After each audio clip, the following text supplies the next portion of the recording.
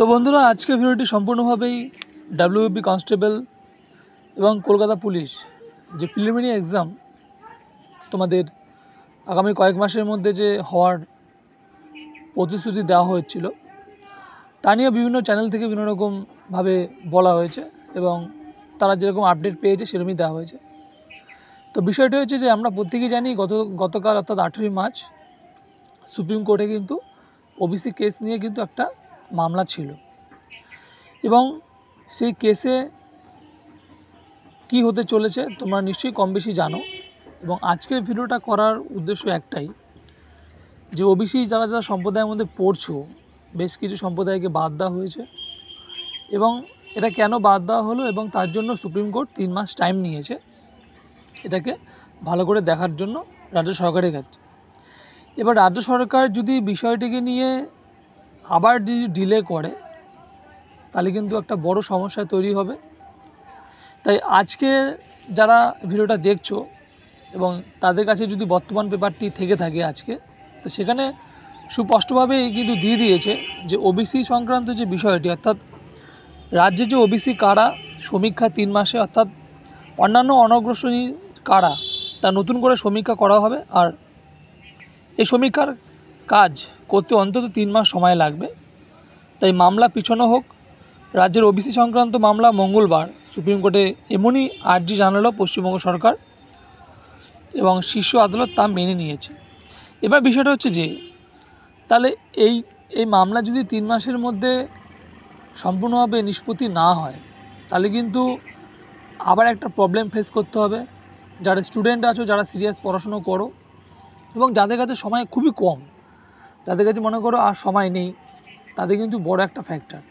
তাই আমরা প্রত্যেকটা স্টুডেন্টকে বলবো তোমরা পড়াশোনাটা যেভাবে করছো সেভাবে করো এবং সরকারের কাছে আমাদের একটাই আবেদন থাকবে যে বিষয়টা যখন একটা সবার মধ্যে সমস্যা তৈরি করছে তো সেটাকে যাতে দ্রুত নিষ্পত্তি করা হয় তা নিয়ে আমাদের কাছে আবেদন থাকবে এবং প্রত্যেকটা স্টুডেন্টই তৎপরতা থাকবে বিষয়টিকে নিয়ে।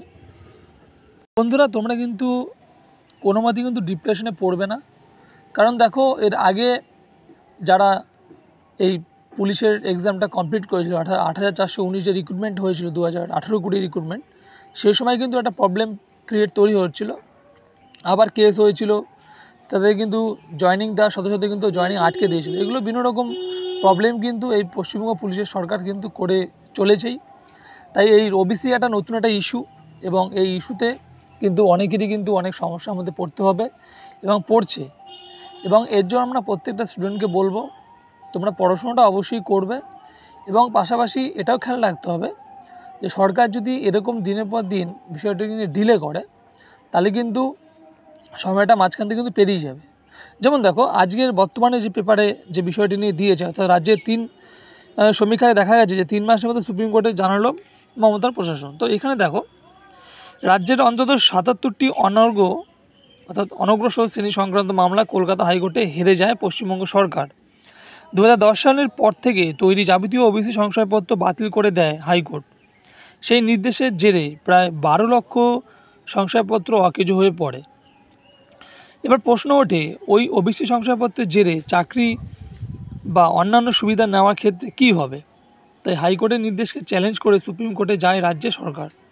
পশ্চিমবঙ্গ অনগ্রসর শ্রেণী কল্যাণ দপ্তর এদিন সেই মামলার শুনানিতে নতুন করে ওবিসি সমীক্ষা করা বলা হয়েছে যে আইনজীবী কপিল সিবাল বলেন যে হাইকোর্টের নির্দেশকে চ্যালেঞ্জ করলেও এদিন প্রথমবার নতুন করে সমীক্ষার কথা সামনে আনলেন রাজ্যের আইনজীবী।